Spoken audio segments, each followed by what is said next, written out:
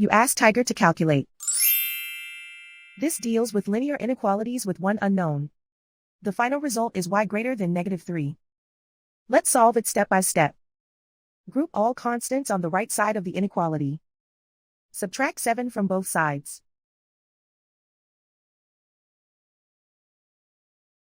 Group like terms.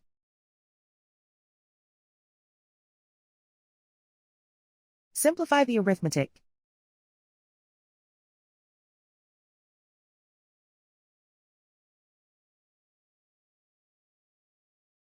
Isolate the y.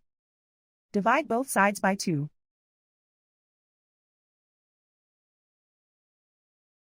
Simplify the fraction.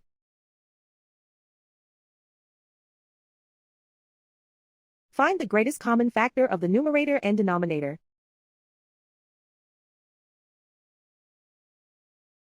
Factor out and cancel the greatest common factor.